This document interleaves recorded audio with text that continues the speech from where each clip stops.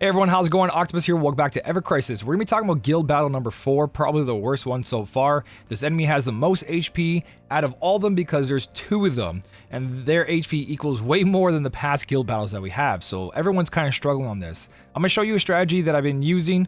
Last night we were streaming this, and I was going through a couple of them, so I have more. But one of my viewers pointed out, Gong, he has a maxed out Angeal. And the issue with Angeal is that he gets provoked, and provoke targets him, so he can't be a full DPS. So he has to be DPS and tank, which means like other DPSs are doing more damage, and that's totally fine. But I got another unique way of using Angeal. So there's a lot of ways of going about this. You can see I have like 4 different strategies. I've got a strategy with Kate Sith. I've got a strategy with Sephiroth and Aerith. A strategy with Zac and Aerith, and my main DPS. So this doesn't matter what your DPS is. I clearly have no Arcanum. I have no real setup. You guys are going to look at my Maritime. It's OB6. Zac's weapon, OB9, right? Offhand weapons are just there to boost their R abilities. But the main focus here is that you either bring in someone who's going to do haste, someone who's going to heal and buff, or you guys can use Angeal to also be that, not a healer, but he is a buffer, and he's going to provoke. I think Angeal's a really good choice here because the provoke is free. It's on type 90 sword. You guys got that for free for the Twitter campaign, so you should have 3 copies. And the whole idea here is that provoke, right? So the way you want to build Angeal to make this strategy work, and this works on Battle 5 I'm about to show you, is that Angeal is going to buff his physical defense as high as possible and HP. And then the second thing you want to do, I do have here, like, it makes him more squishy, but I've perfected his builds for my account to allow that he survives, right? So that way I put this in so the rest of the party gets more damage, and I'll show you the DPSs afterwards. But the idea here is that you want to stack HP and defense until its threshold, which for defense, that is at 55 points. HP is really high, so here there's plenty of wiggle room. I have 30% HP missing, but with the weapons I have and what I went to go get, like this is an event weapon, right? This is what I'm capable of. 13,000 HP, 343 physical defense. Your defense, your HP is going to be a little bit different, probably better or less. I did roll defense on my main hand as much as I could and got some physical defense, 10 plus 5. So there's an extra 15. Everything I have here rolled physical defense as much as I could, right? Even the event weapons, I use branding, physical defense. So you want to get them to survive as much as possible. And then you want to add buff duration. This way, when he does his whole setup that I'm going to show you guys, the buffs don't fall off, especially provoke. Provoke has to be there to make this work. If provoke's not there, then you have to deal with that RNG like, oh no, who's going to get hit by that one-shot hit? Because you want to last the whole battle. And Angeal creates this environment where, don't worry, I'm being hit. That way, the other 2 DPS can make it to the last part of the phase and then summon at the last second. So that's how Angeal is being built. You're going to be using type 90 or his new water sword in the main hand for provoke. If you have his new water sword, you're also going to be doing some good damage. And then in the offhand, we're going to use the stalwart. If you have this OB6, you're in a better position than anyone else because you'll be getting high physical defense and high physical attack as long as your HP is up there. But I don't, so I'm going to be working with 2-tier buffs of physical defense. So I've upped these as much as I can so I can have more physical defense and HP, but I'll show you what you're going to do for Angeal when we get into the fight. Now, when it comes to my DPS, Cloud, if you have his Bahamut gear, Bahamut Maritime, Bahamut gear with Maritime Sword, it's going to be fine DPS. Mine's rocking 8,000 physical attack, boost attack is max, boost physical attack is max, level 5 water, level 7 boost ability potency, and then he has, the reason I'm using this, the mastery of an extra 15%, where Arcanum gives 35% to water damage. Now, Zac's over here, he's rocking the black whiskers, and that's the lower physical defense and water resist, and then there's a slot for water, and I'm using this as my DPS for Zac, right? Everything else on here is just increases our abilities plus the parties, so I give him another all-attack weapon, and then try to give him what I can, just to boost them up to get him to 6,849. Cloud's back weapons are the feather one from Tifa, enemy launcher, and Glenn's one, automatic, I believe. Yeah, just to give him the stats he needs. So nothing special, nothing crazy. All the materia is physical attack up. Same thing with Cloud, physical attack up materia as much as you can. I have 8%ers. And then for Angeal, just going to go back here. The cure, you need 1 Cura. That way he can survive through it. If you do build more physical defense and otherwise, then you don't need that cure. If you juggle your defense stance and then go back to attack stance, switch to your DPS. If you can juggle all that, then you don't need that cure there. You can do it without. But besides that, physical defense, materia. So, with that being said, that's the team. The idea here is that Angeal is going to cast his physical defense and attack up twice. Wait till his ATB is full. Then he's going to cast Provoke. And that way, Provoke will last that long until the phase that matters. And that's with the help of level 4 buff debuff duration. So I'm going to show you that buff debuff duration is necessary. And that way you don't have to recast that twice. You don't have to cast it once. And then during the whole time, these two are just going to go at it, fighting as much as they can over and over, just doing the DPS.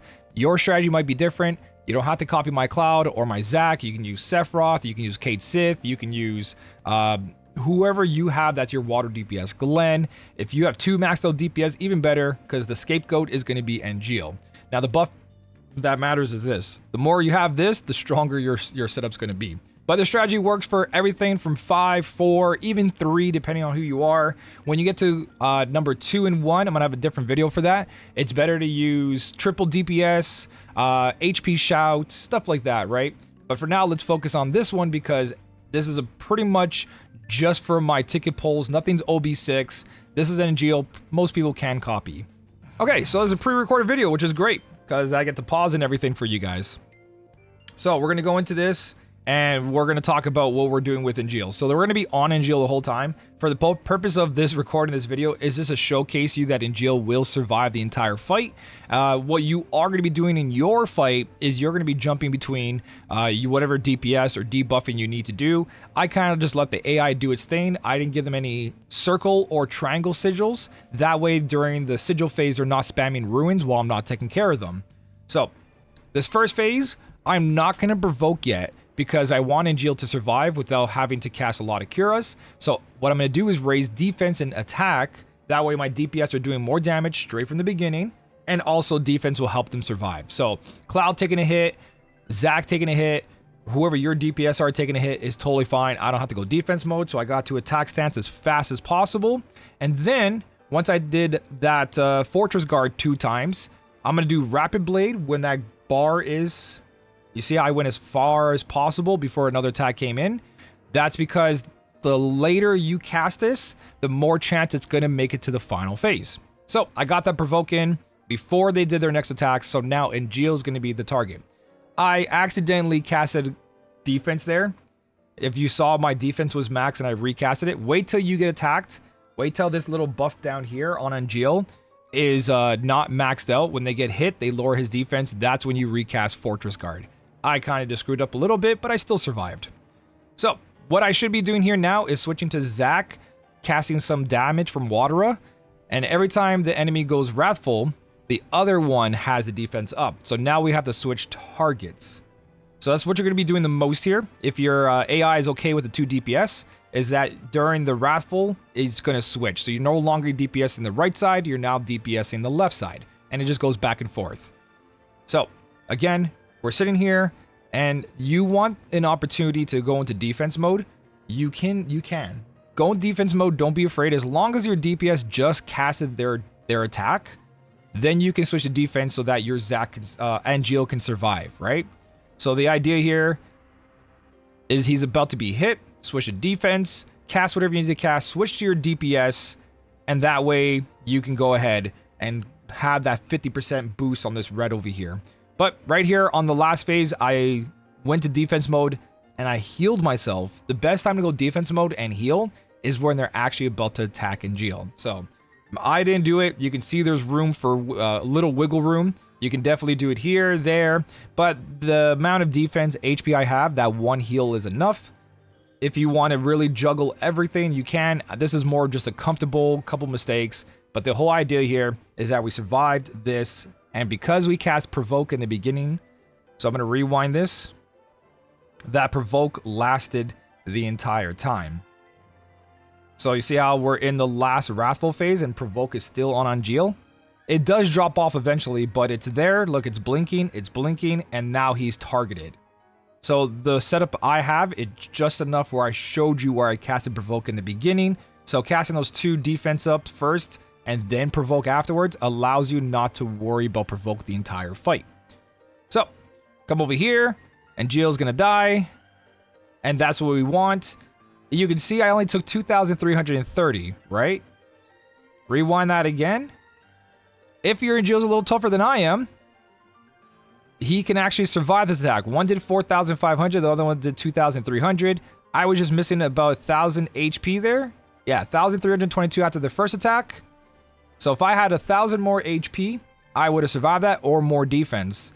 Or if I had a better Stalwart, which is OB6, that 3 defense tier up would mitigate damage across the whole fight. But now, because of this, we get to get 2 more attacks, debuff the enemy. Before we do this, ideally you want them both debuffed, so if you can manage that, that's great. But now we got 1 attack in there. And something you could do that I didn't do here, because right before they attack you, you don't want any of your DPS dying because of the summons. But if your DPS still have a good amount of HP, you could tank a hit. So you're going to see here, the AoE attack's going to go through. Zach died with 3,900 hit, but Cloud did it. So if you can take that last hit and they both take it, do it if you can cast another ability. If not, go straight to summon once you get those 2 abilities, because once Angeal dies, it's pretty much good. But with a very jank setup, stage 5, I'm hitting 5.81%, and that's really good for cleanup times. Now, if you had 2 full DPSs, obviously they'd be doing crazy DPS while Angeal tanked it all.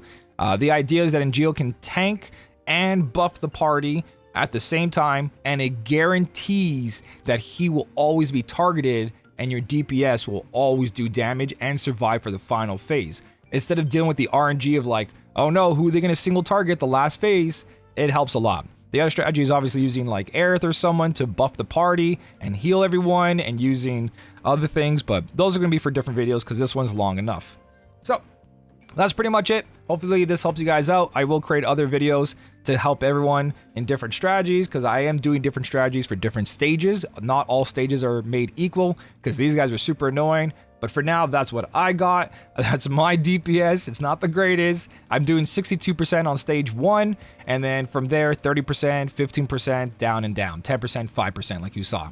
So if you guys have anything, I know it's a competitive thing, and a lot of guilds are going to hide their secrets so they can be top 10, top 100. I'm here to help as much as I can. So here's strategy number 1. I will be posting more later on, and also live streaming my entire battle system.